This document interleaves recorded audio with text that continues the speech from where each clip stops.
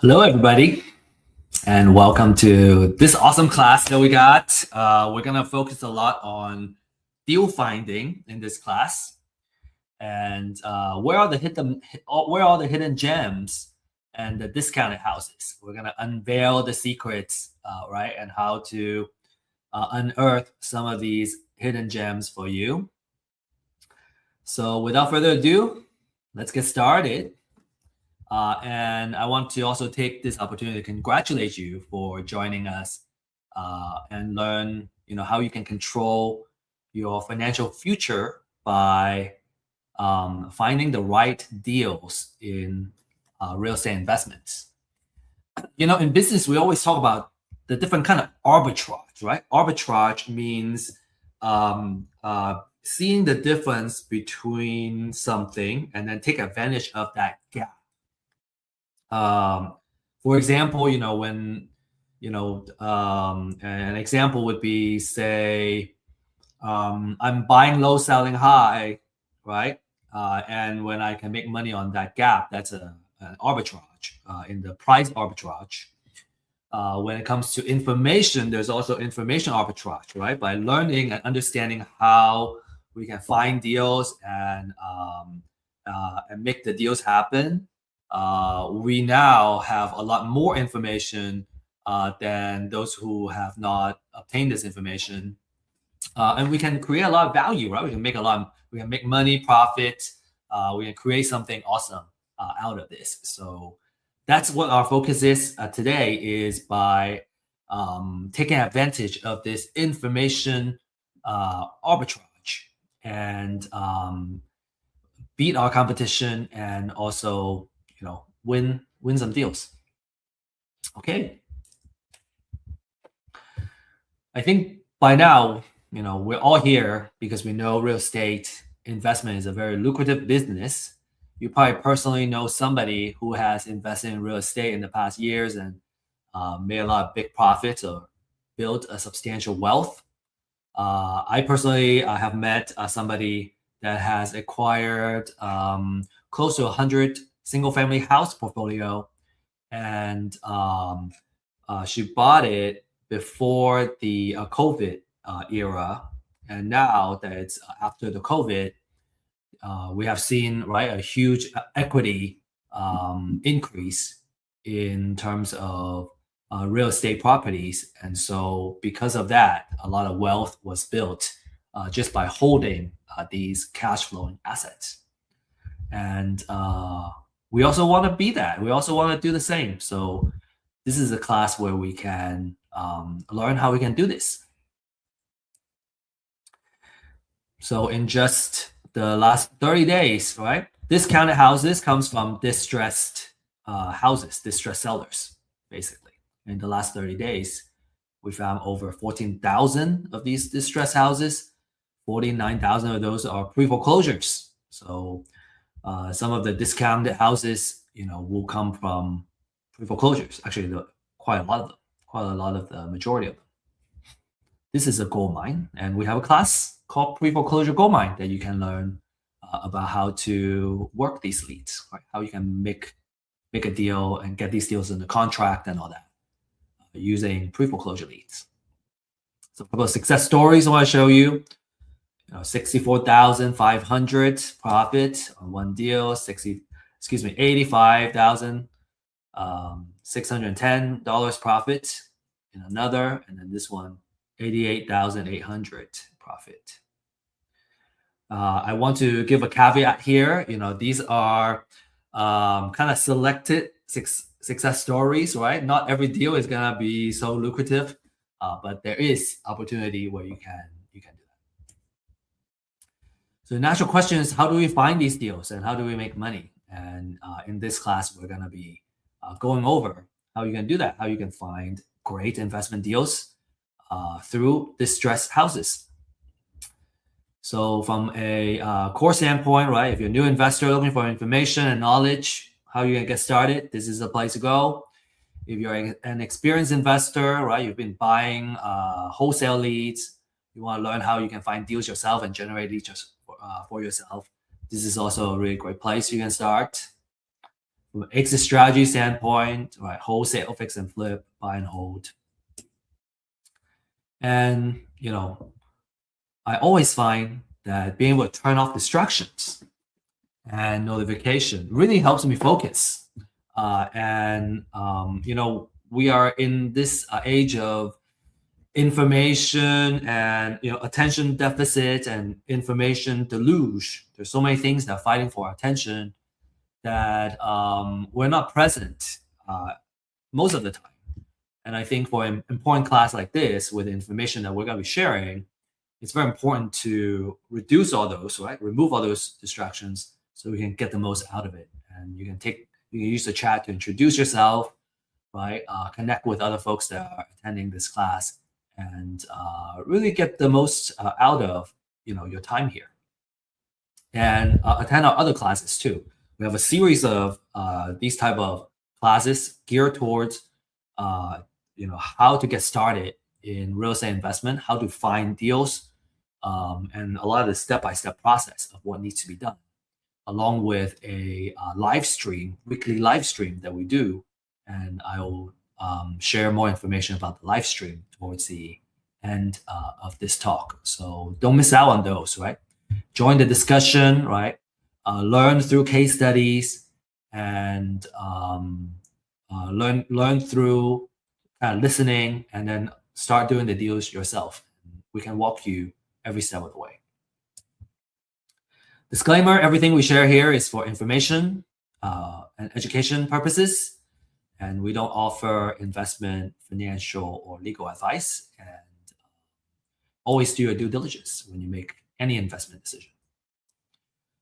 Some background story about myself. Over the years, I have kind of acquired some skill sets, through just, I guess, being in business. And I think what applies here would be data management,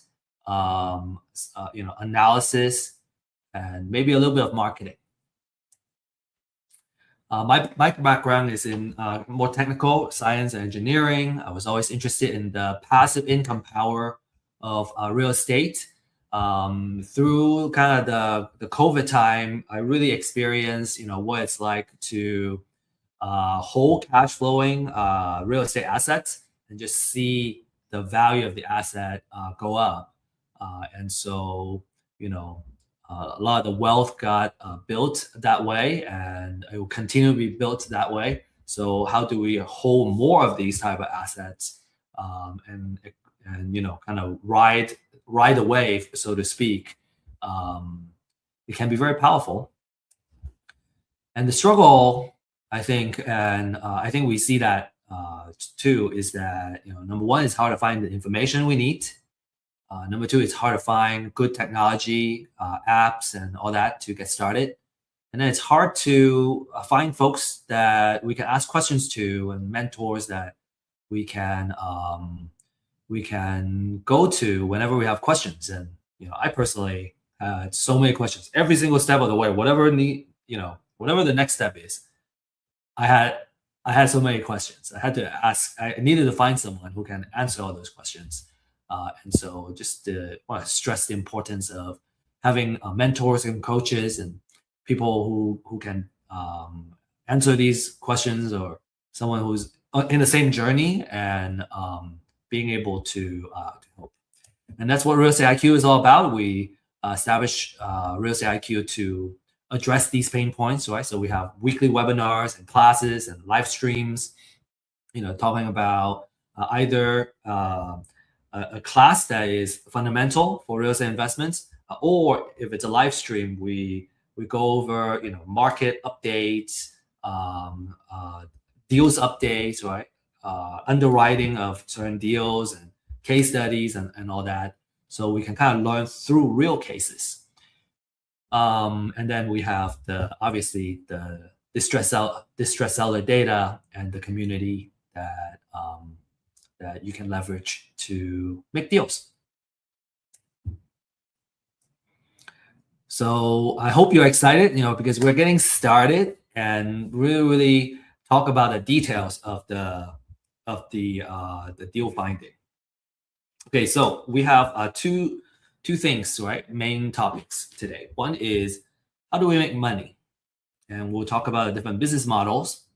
And the second topic is where we can find these hidden discounted houses. And again, it's about finding the distress. Money is in the deal. So how do we find the deal? If we can find the deal, we can always make a profit. So business models. Okay. So people talk about exit strategy. We call it business models because that's how we can make money out of each. So there are three main business models that we'll go over today. There are some advanced ones too, which we are not going to go over. Maybe we'll go over that in our Dealmakers live stream or our office hours. And it will be kind of case-to-case basis. Okay, but let's talk about the basic ones, right? Like this is the fundamental stuff. So there are three business models. The main one, the first one is buy and hold. For buy and hold, you buy the property and you rent it out for monthly cash flow. This business requires the most capital. We have two big dollar signs because you need to put down some cash in order to hold the property. And as the property continues to cash flow, right, pays for everything, you get some operating profit, cash every month. And then also there's opportunity for equity growth and all that. Okay, it's buy and hold is a wealth generator, and we'll go over that in detail a little bit down the road. Okay, fix and flip. In fix and flip, you buy a property that's undervalued. Usually either it's it is an ugly house. I think that's a nice way to say it. Either it's an ugly house, something that has a lot of maintenance that has been deferred.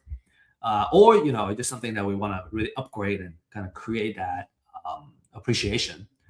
And then you sell the finished house to a home buyer, right? A retail home buyer, someone who needs to live in a house that's move-in ready. You provide that.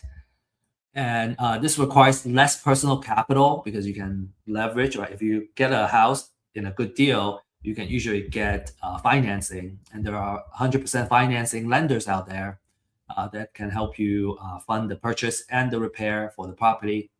So you don't need as much personal capital, but you still need to have some level of skin in the game. And then for wholesale, you buy a undervalued property, and then you don't do anything. You may clean it up, very minimum thing.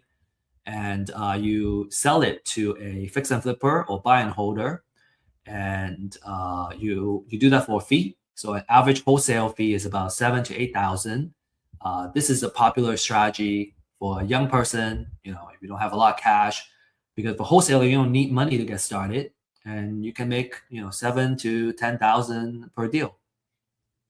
Okay.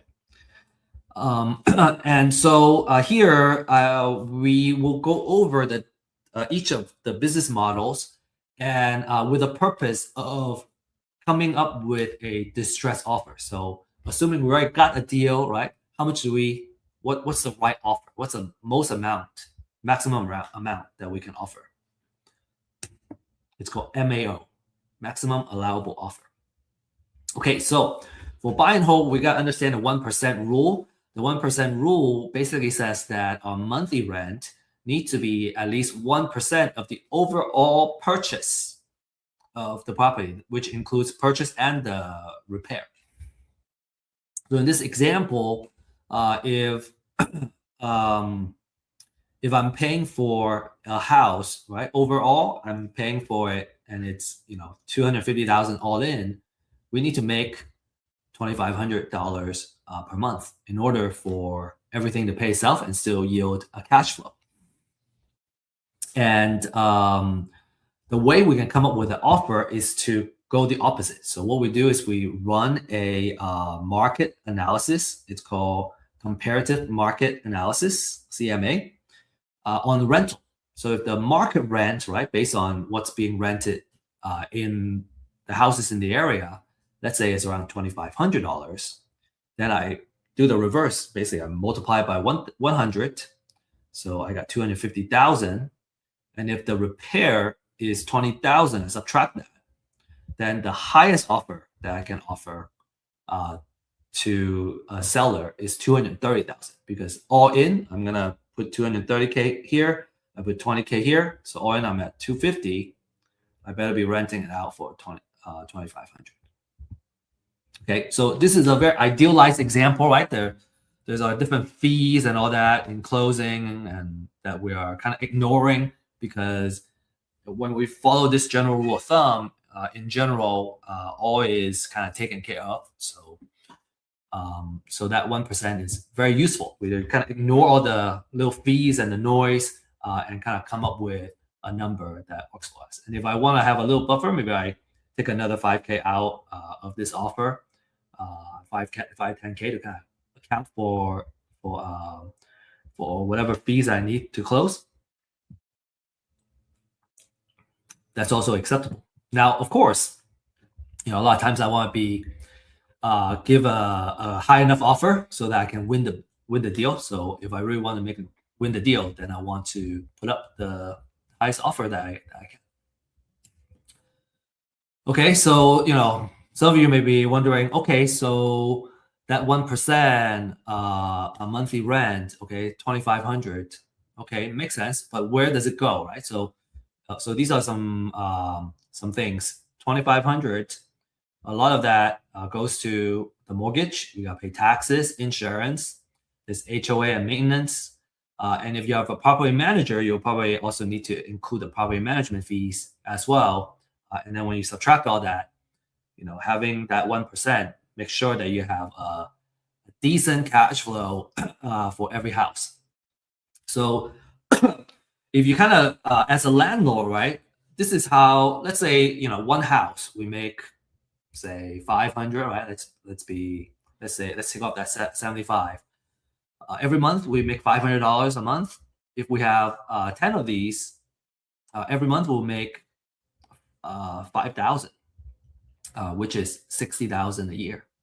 And if we have 20 houses, right, that's 10,000, which is pretty good way to make income. And most of it is passive. Of course, when you're running a buy and hold business, it's never 100% passive. But if you're kind of looking at a way to kind of replace your income, it wouldn't take, it's not a full-time job to manage. Again, of course, if you also have a property manager in place, it's not a full-time job to manage 20 houses.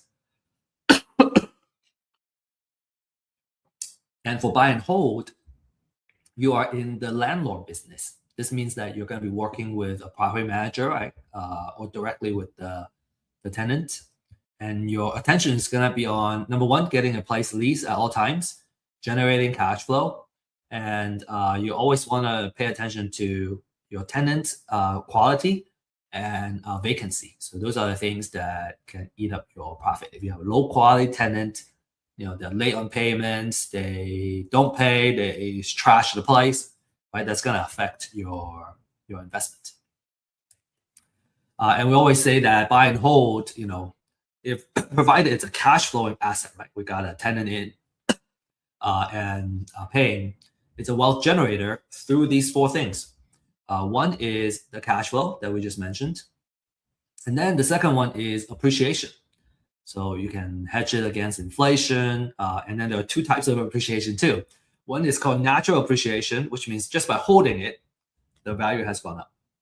And say during an economic downturn, and a lot of kind of easy credit creating that appreciation, you're going to see the value of the property go up. And natural appreciation is more passive. It's not something that we need to do. We just hold it and kind of watch the value grow. So on average, the house itself naturally appreciates, and then also during economic downturn, it appreciates more significantly as well. The other type of appreciation is called forced appreciation. That means we go in there, we fix up the house, and now the house is in a much better shape, and now it's also worth more. So we force the property to appreciate in value. And then you have tax savings, right? You got depreciation, you get mortgage interest that you can write off, and then you also have operating expenses that you can write off in terms of taxes. And then every single month, as you pay down the mortgage, the principal gets paid down, so you have equity build up as well. So those four things are working combined together, working on top of each other to help you build wealth slowly. Next, let's talk about fix and flip. For fix and flip, we pay attention to the 70% rule. Okay, so let's talk about how we can apply to it. The 70% rule means that we should only pay 70% of the after repair value of the property. So let's say a house, we run the after repair value. And how do we do that? We usually will also need to run a CMA, a comparative market analysis, to see what the houses around the area are selling for and come up with the kind of estimate. So in this case, let's say it's 500,000, then 70% of that is 350. So 350 minus, say in this case, the repair budget is 70,000. Subtracting that, that's $280,000. That's my maximum allowable offer. So that means, we buy it, we fix it up, and at most we are at 70 cents to $1. The other 30%, will go into holding costs, closing costs, and financing costs and all that. So we need that buffer.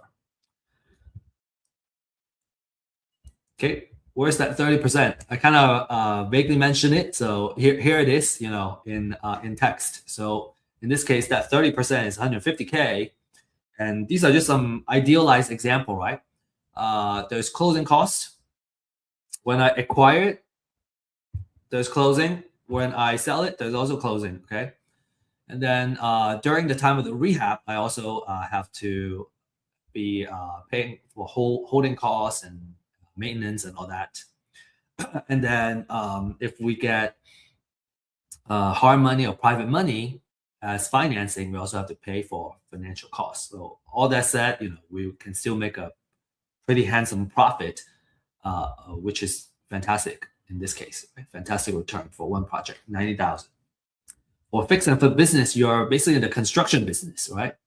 That means a lot of the attention will be on rehabbing the property, make sure you're on schedule, on time, right? You probably, if you're going to manage subcontractors, right, you're going to be managing them and making sure they are producing quality work and they are available to do the work. So what's going to eat up your profit? It's going to be project delays and overrun because that's going to cost you to say not being able to finish the project and let's say you got extend the loan. Well, you're going to have to pay more for the loan extension and everything for this hard money loan.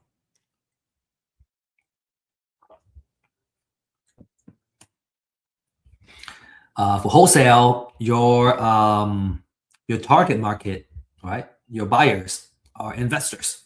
So what you want to do is, number one, you buy the distressed property and then you sell it to an investor.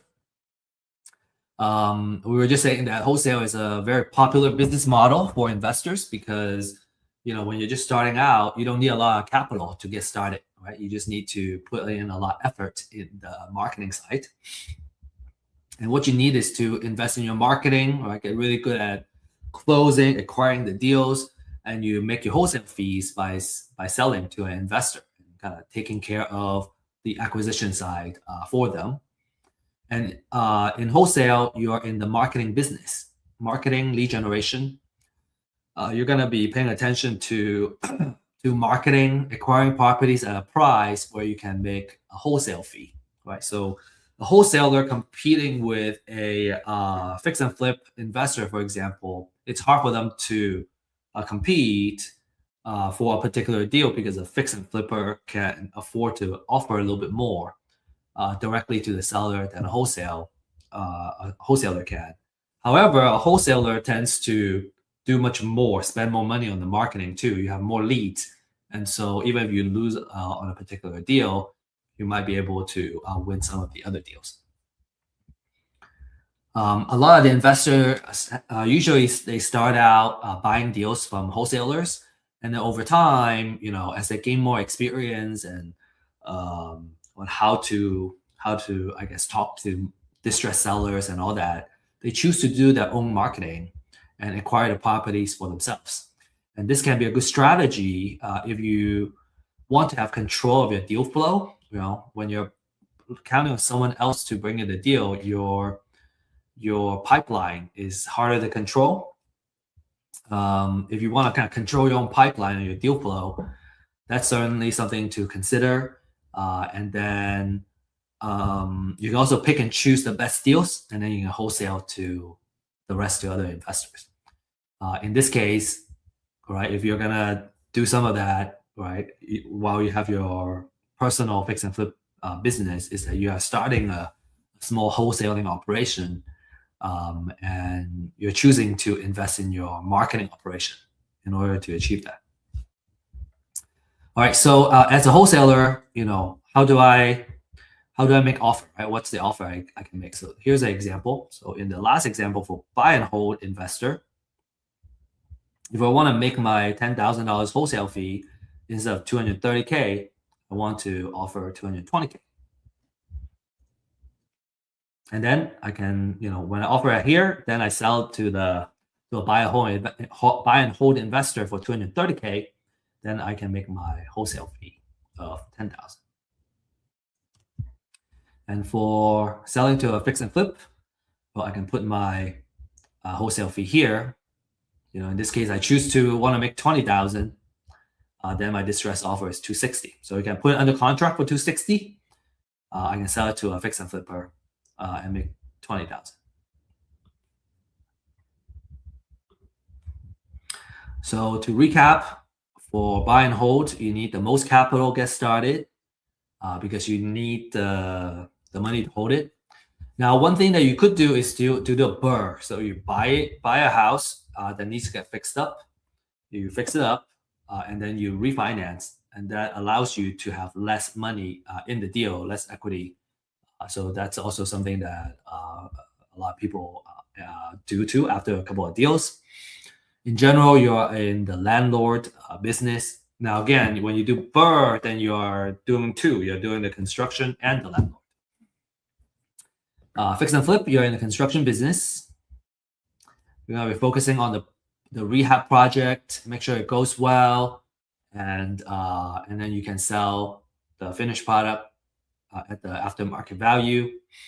And then if you're in wholesale, then you're in the marketing business. You're going to be talking about marketing to distressed sellers, acquiring the property at a good price, managing your marketing pipeline, and lead generation, and making that wholesale fee. Okay, next, now this is our kind of like keynote topic, right? This is the secrets of finding the distressed houses. That's how you get the discounted houses. This is the most exciting segment. Now, if you're an experienced investor, you know that the money is made when you acquire a deal at a good price. And the secret of acquiring great deals, right, is through distressed sellers. And that's the power of live data. I want to introduce the topic of live data. And live data is basically a signal in life, right? Something that is happening to a person's life. And life is happening every day, right? We live through life. We have our life journey, and there are different phases in our life that changes our lives. So we're kind of looking for that life-changing data, okay? And kind of on a macro level, life happens every day. New babies are born every day. Some people die every day. Some people get married, right? And some people get divorced, and some people get in financial issue, right? They get laid off or whatnot, right? And they can't pay their mortgage. So if we can monitor these live data, then we would know. Sometimes we can predict sometimes we just know because of that trigger that they're distressed because these are life-changing events. If if you have gone through, or if you reflect in your own life and the different type of life-changing events like moving to another city, um, getting married, right, having kids, and all that, you would likely agree that they're so powerful, right? When your life happens, we just have to deal with it. All we can do is kind of play catch up, enjoy life, but you have to kind of deal with it. And so anybody that comes with us to help us solve our problems and our pain points, we highly appreciate that. And so imagine that, as a marketer, right, we have access to the life signals. And when somebody, got married, a lot of times they need to upsize, right? If especially they have kids, they have more people in the family, they got to upsize. When they get divorced, very likely they're going to end up selling the house. When a loved one dies, they're going to inherit the house. Maybe they want to keep the house, maybe they don't. And so by being able to stay on top of this kind of life data, we can utilize it as marketers to offer solutions to them. And I'm not just talking about, we're talking about as real estate investors, right, buying the house, but it's the kind of idea is bigger than that, right? Having this access to this kind of life data helps us kind of predict what are some of the things that they're going to do in the near future. For example, I think Target kind of keeps track of different people's kind of buying patterns and life data, and they can kind of predict when someone is going to get pregnant and when someone's going to have kids. Those are the stories that I hear. I don't know how accurate it is. So, but I believe that, right? Being a marketer myself and being, having the understanding of this type of data. So to find people that are motivated to sell or distressed, right? We want to find the folks that are in some kind of financial distress. If you can get a hand on this kind of life data, then then we can help them out, and in a way, being able to buy the property at a distressed price, and still being able to help them, right? And a lot of times they need to sell fast to get out of a bad situation. So real estate is not liquid, right? So if you need to sell fast, you're gonna have to kind of take a discounted offer. So let's talk about different types of distress. Okay, and these are kind of the data that we can mine and we can focus on. Okay, the first one is a pre-foreclosure list, right? These are folks that are about to lose their house in an upcoming foreclosure auction. And many investors like to market to these distressed sellers because they tend to be in a more desperate situation, right? They have to sell fast. If they don't sell it by the foreclosure auction, they're gonna lose everything. And then there's potentially a deficiency judgment the lender can use to go after them. So for pre-foreclosures, you're reaching them before the houses hit the auction, and you can directly negotiate with the seller. From a pricing standpoint, they're pretty affordable, $200 to $300 a month, and you can get really, really awesome leads that are ready to close very quickly too. Okay, so one of the favorite lists out there.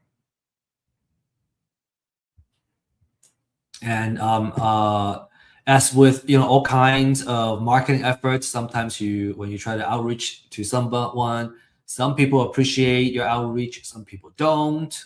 You can choose to we choose to work with the folks that appreciate our outreach and being there to solve their problem. But of course, not everyone is appreciative too. And what's a joy in life if we work with folks that stress us out, right? So I usually work with the folks that are pleasant to work with. Okay, so that's the pre-foreclosure.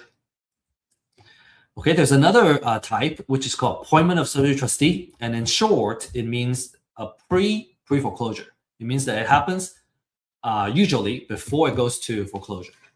And what that really is about is that when a national lender, right, forecloses on a borrower, many times they wouldn't, send somebody to a local county to process the foreclosure.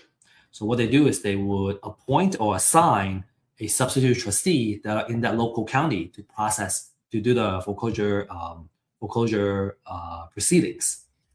And so when we see that, that's a signal that, okay, a notice of sale or the foreclosure, it's gonna go onto the pre-foreclosure list. But now you're able to kind of reach them a little bit sooner. In some cases, not all cases, you have more time to reach out to these distressed sellers. So we call it pre-foreclosure. It's also a very popular list amongst savvy investors because it gives you more time to kind of nurture and work with the motivated sellers. We have a class called pre-foreclosure goldmine. And again, we go deep into how to work these leads. So if you're interested, make sure you join that class, okay? Next, we have probate. This is another popular life signal for real estate investors. And what that means is, someone has passed away. He or she owned a real estate property. Not all heirs that inherit the property want to keep the house.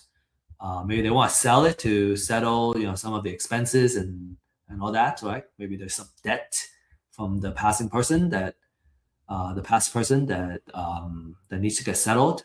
The estate needs to sell, or maybe it's just you can keep them, but it's a headache to keep it to upkeep. Not everybody wants to be a landlord, and so upkeep and maintenance, right? Not everybody is interested in dealing with that. And experienced investors love probate because they're extremely lucrative, right?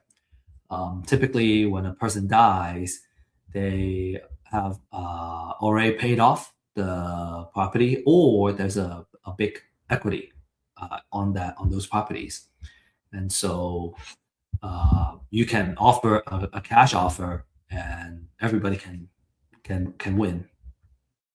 And because they're so lucrative, the leads are also very expensive. They're usually about $3 per lead. Okay, and then another major type is eviction, right? These are tire landlords. There are two types that you can take advantage of. One is a professional landlord. This is somebody who owns a portfolio of properties. They have been building it for years and holding it for years. They have kind of built a lot of wealth with it too, but now they're ready to just sell and retire. And this is a fantastic situation because you get all that, the entire portfolio, and your problem is going to be, okay, how do I sell this portfolio of deals, which is a good problem to have. Maybe we can help you with that too. We have a lot of investors in our community.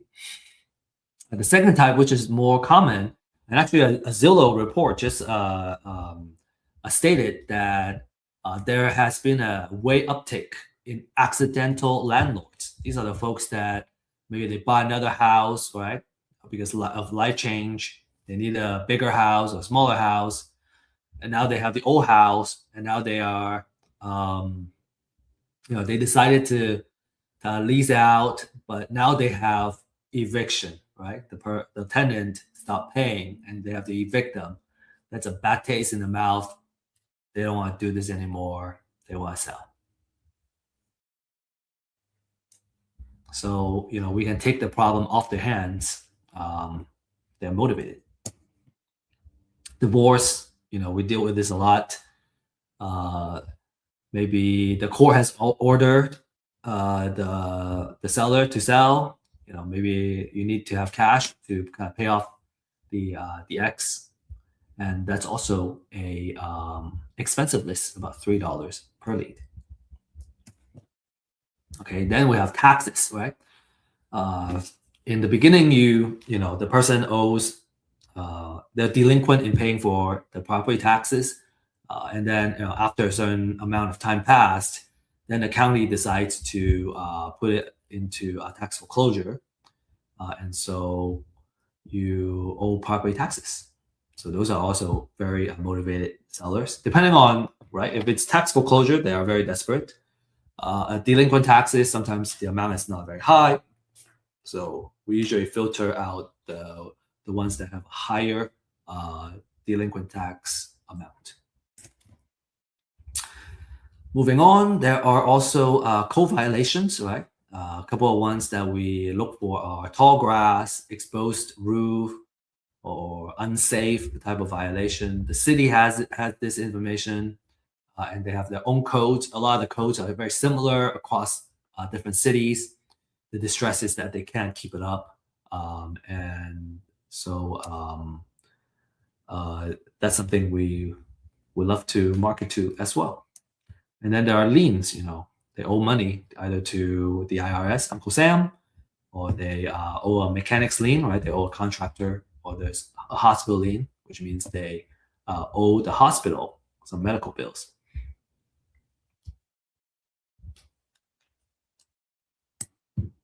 Okay. And an age-old question is, well, do I just do it myself, or do I buy it?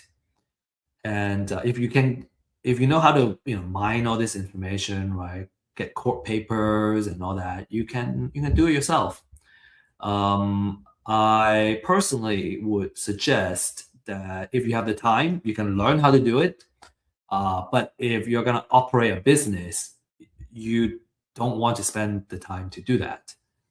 Usually, you want to kind of outsource that so you can really focus your time and energy into the outreach, which requires a more kind of personal touch, talking to the distressed sellers and all that.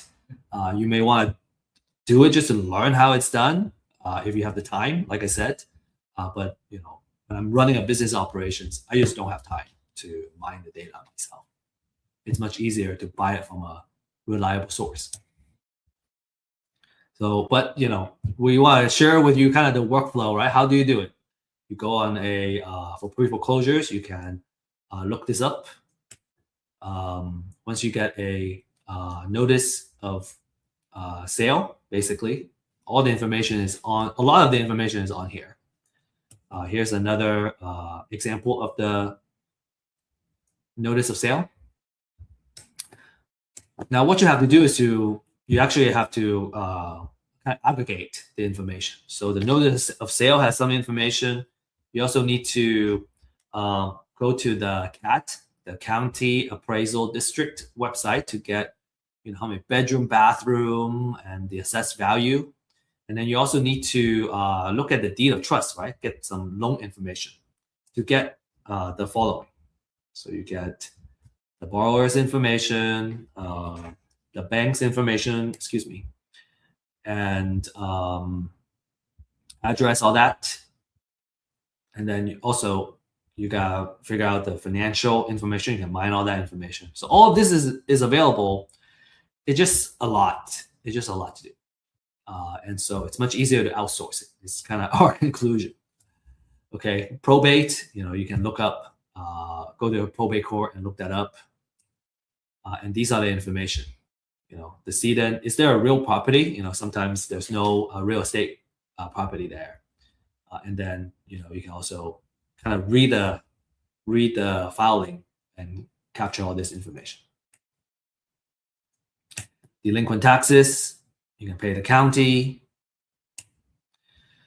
So, all of this combined takes about 15 to 20 minutes of research per record, especially for the pre-foreclosure and probate. And it's just a lot of leads. I think it's just so much easier to use the data and instead of doing it. But that would just be my suggestion. Anyway, a quality list is gonna tend to have these type of information, and you want to pay attention to the update frequency and all that. The last thing is just kind of want to go over.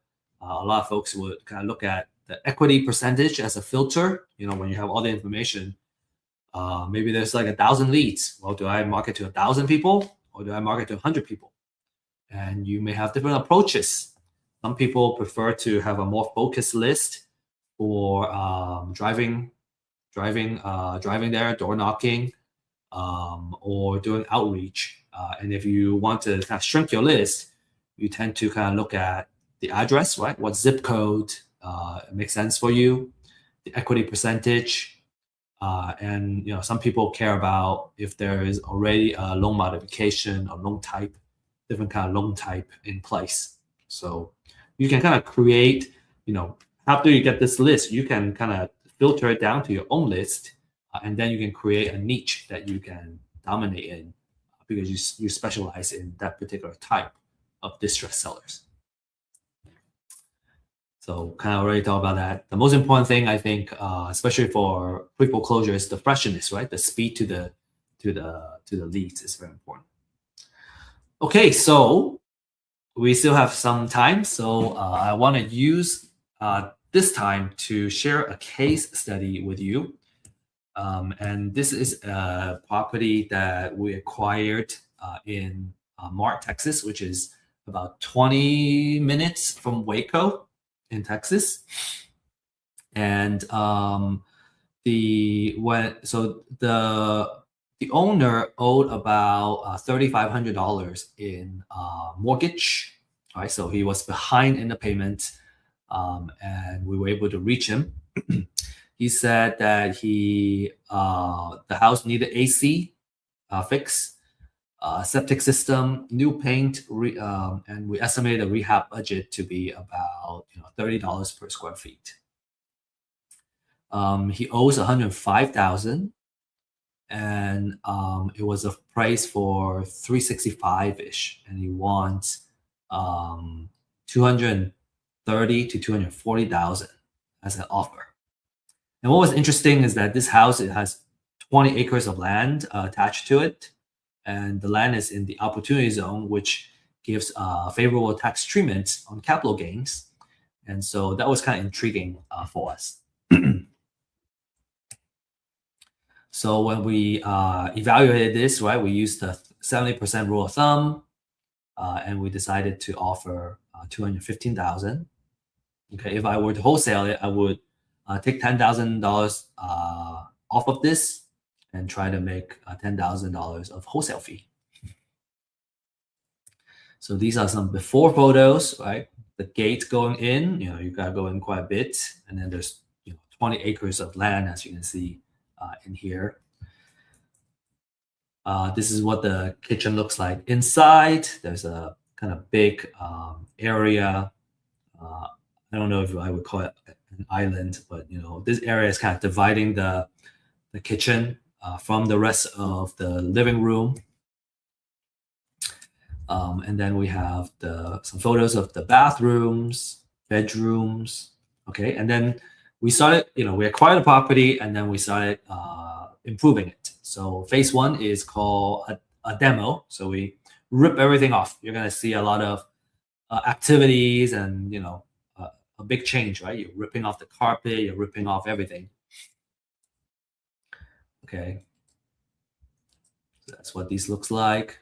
And then phase two, started working on the outside, and the inside already got ripped out.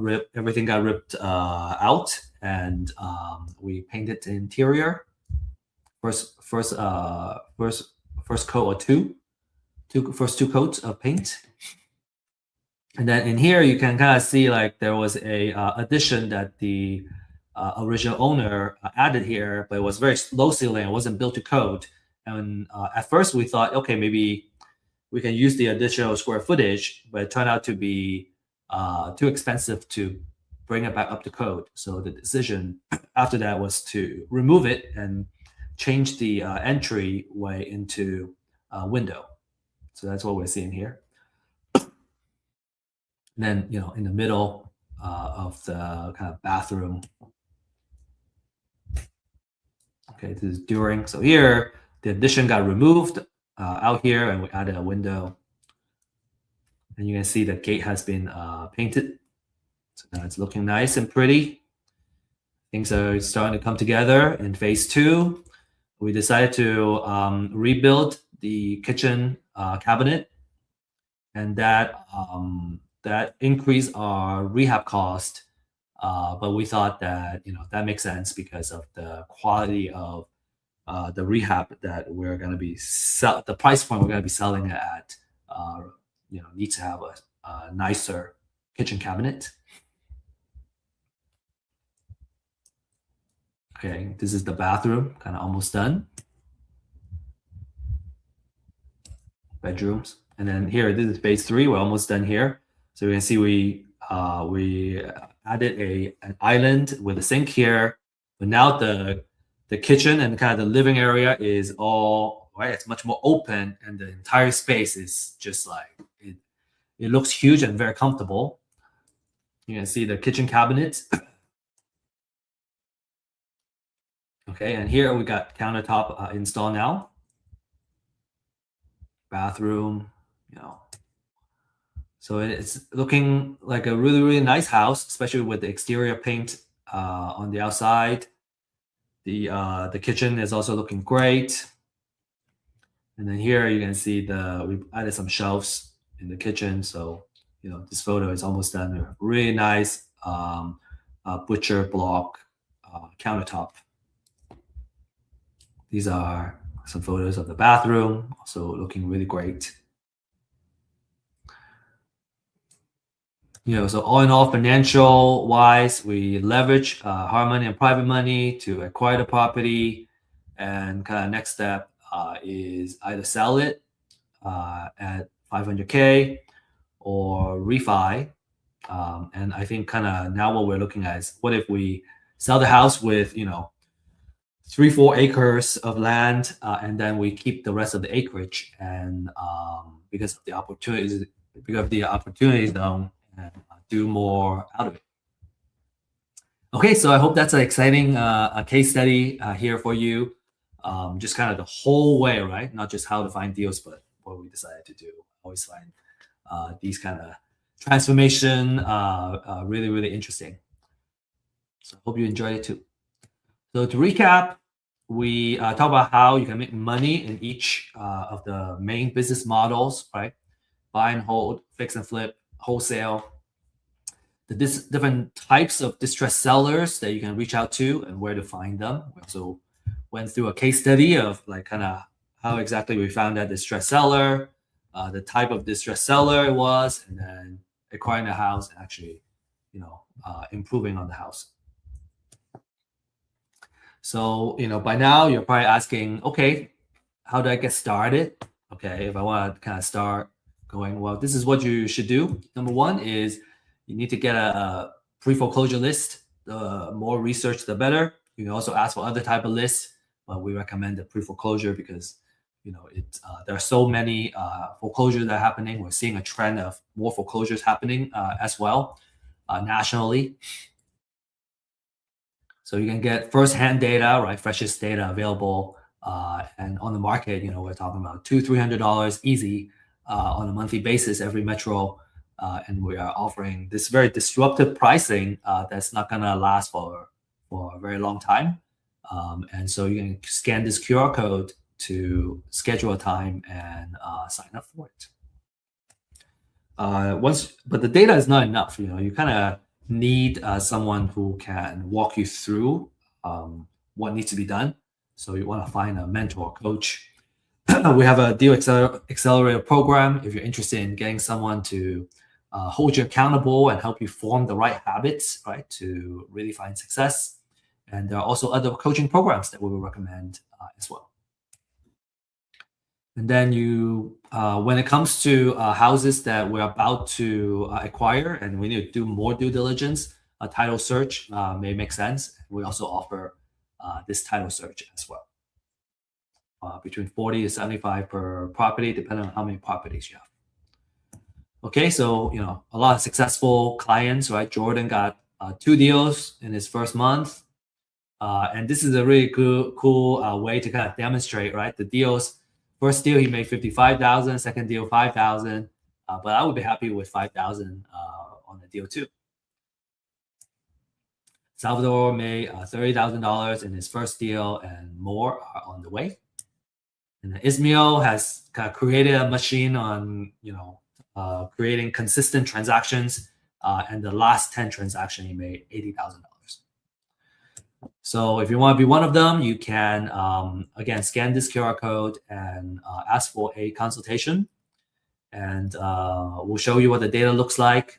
And then you should also attend our Deal Makers live stream, which is this QR code, where you can learn about the most recent deals that we've been working on. We have deals updates. We have the underwriting, right? Some leads that we've been working on, how we underwrite and how we decide to come up with the offer. There's also market updates, right? So you can stay on top of the current trends, and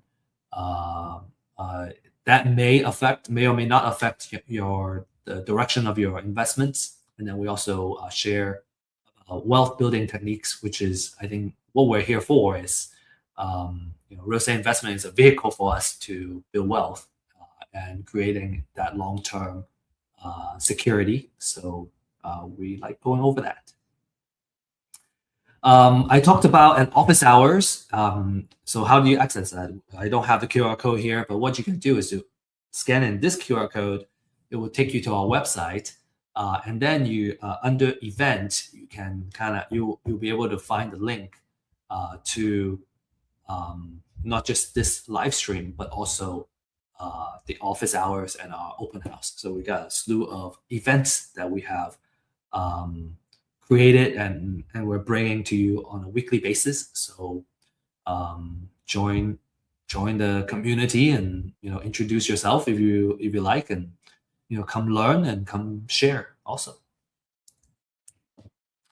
Now, with that said, that's what I have prepared for you today. I hope you enjoyed the talk. I certainly really enjoyed being here, and thank you, and best of luck, and happy investing.